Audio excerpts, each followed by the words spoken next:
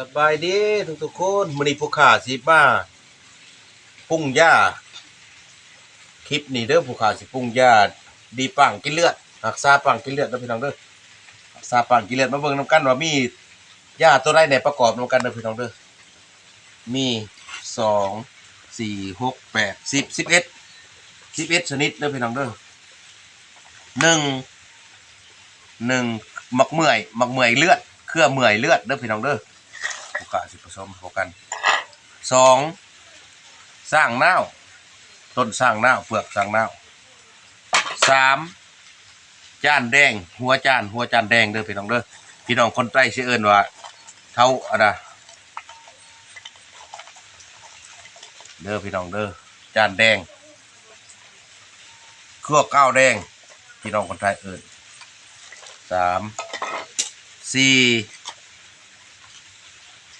เปลือกต้น 3,000 ปีเปลือกต้น 3,000 ปีนี่หายากเด้อพี่น้องเด้ออยู่ภูสูงผู้ใดประเทศลาวเฮาอยู่ภูสูงแล้วมีเปลือก 3,000 ปีนี่เด้อประกอบใส่4ชนิดแล้ว5ชนิดเครือยะนางแดง6สานเครือเด้อพี่น้อง6นะสานเครือ7หมักม้าต้นหมักม้าแกนต้นหมักม้า7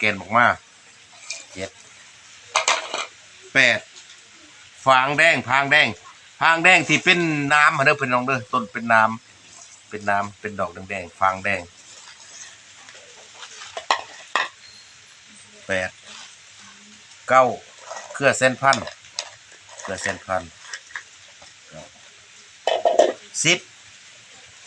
เครือกระแดงแดงเด้อพี่น้องเด้อ10เครือกระแดงแดง11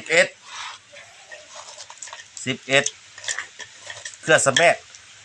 ดนี่เป็นสิเป็นหญ้าหมอหยกหญ้าเด้อพี่น้องเด้อแต่เฮาปรุงหญ้าตัวใดก็อย่าบ่ให้ขาดเครือสะแมดเพราะว่าเครือสะแมดนี่สิเป็นหมอหยกหญ้าสิเฮ็ดให้คุณภาพของหญ้าเฮาแข็งคุณภาพของหญ้าเฮาดีขึ้นดีกว่าเก่าถ้าเฮาประกอบใส่เครือสะแมดนี่เด้อพี่น้องเด้อสิเป็นหมอหยกไผ่นะว่าซั่นซะตัวนี้เด้อพี่น้องเด้ออันนี้ผู้ค้าผสมให้ FC จะประซักแขวงจะประซักเพิ่นสั่งมาเพราะว่าเพิ่นเอาไปกินแล้วสุดหนึ่งดีขึ้นหลายไข้ขึ้นหลายแล้วเพิ่นสั่งเอาอีกตัวนี้สิเฮ็ดเป็น2สูตรเด้อพี่น้องเด้อ2สูตรคือ6ถุงอันนี้ผู้ค้าผสม FC จะประซักแขวงจะประซักสั่งมาตัวนี้สูตรยาตัวนี้แหละสูตรยาดีปังกินเลือดเด้อพี่น้องเด้อรักษาปังกินเลือดเด้อโรคปังกินเลือดเด้อพี่น้องเด้อจื้อจำนำไว้เด้อมีจักชนิดมี11ชนิดเด้อผู้ค้ามาแนะนำมาแบ่งปันวิธีปรุงยาวิธีหาหักยามาปรุงจื้อไว้เด้อพี่น้องเด้อจื้อจำนำไว้หามาอยู่มากินเด้อแต่ว่าท้องถิ่นได้มีเด้อพี่น้องเด้อผู้ใดเป็นพยาธิดังกล่าวกินแล้วก็ให้ดีให้เศร้าอยู่ดีมีแห้งน้ำกันร่ำรวยน้ำกันอย่าเจ็บอย่าจนเด้อพี่น้องเด้อสาธุ